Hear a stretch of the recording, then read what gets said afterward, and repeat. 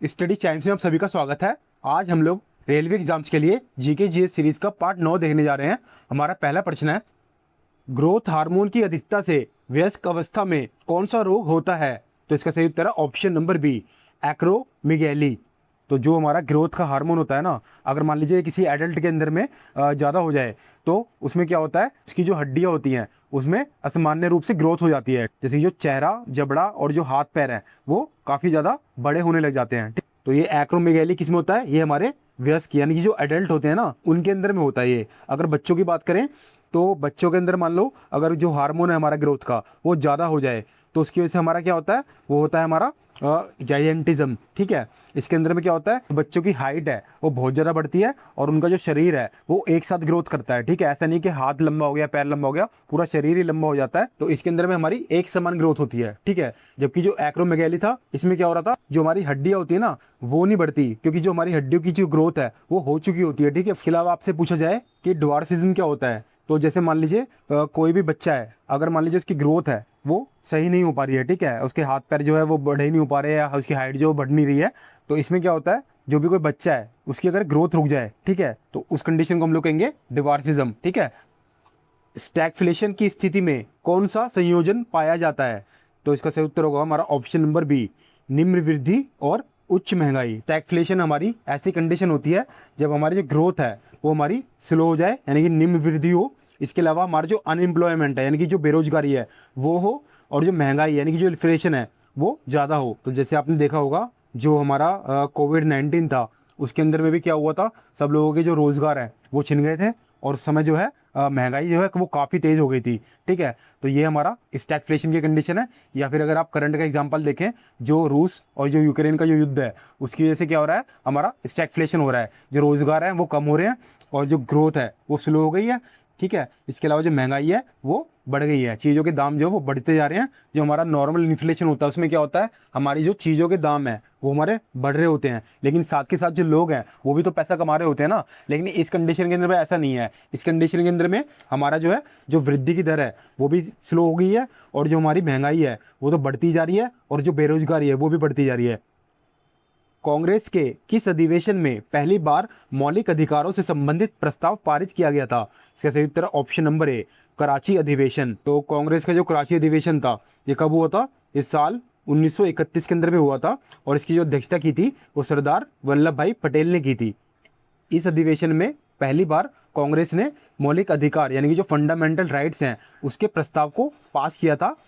और इस अधिवेशन के अंदर में ये कहा गया था कि भविष्य के भारत में नागरिकों को कुछ बुनियादी अधिकार मिलने चाहिए, जैसे कि भाषण और अभिव्यक्ति की स्वतंत्रता, इसके अलावा सबके लिए समानता, धार्मिक स्वतंत्रता और शिक्षा और न्याय का अधिकार।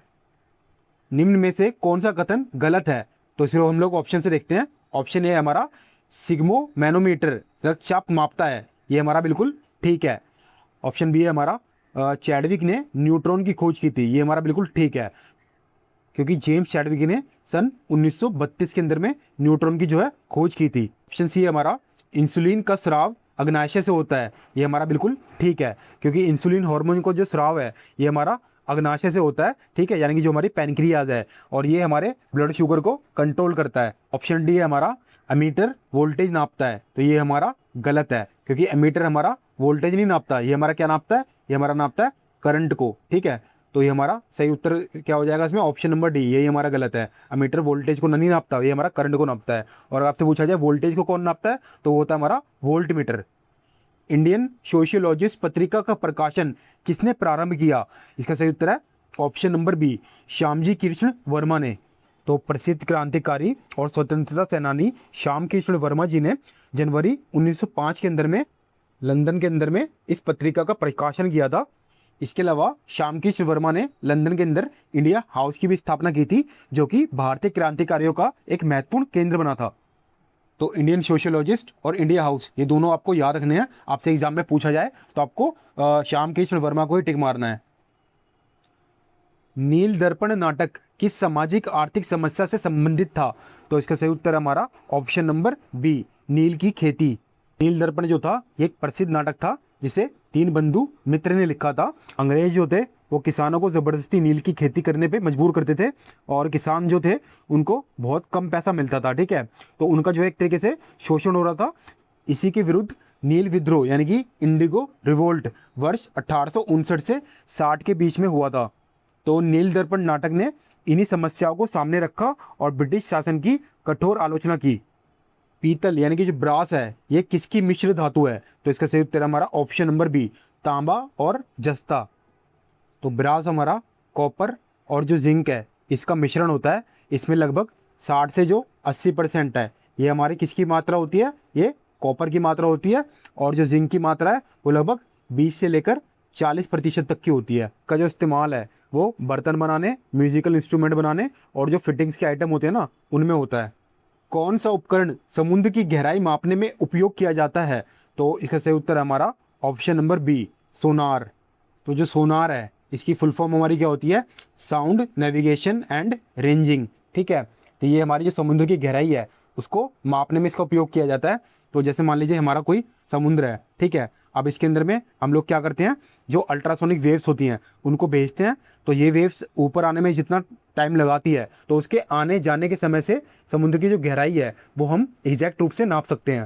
इसके अलावा हमारा जो रडार है इसका उपयोग हम हवा में उड़ने वाली जो वस्तुएं होती है ना उनकी दूरी, गति और दिशा का पता लगाने के लिए रेडियो तरंगों द्वारा करते हैं।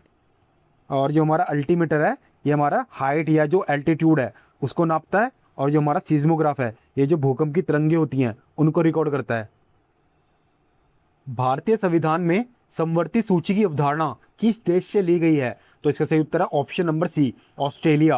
हमारा भारत का संविधान है, इसकी 7वीं अनुसूची के अंदर में हमारी 3 प्रकार की सूचियाँ दी गई है। पहली हमारी है संघ सूची, दूसरी हमारी राज्य सूची और तीसरी हमारी समवर्ती सूची यानी कि हमारी कनकरेंट लिस्ट, ठीक है।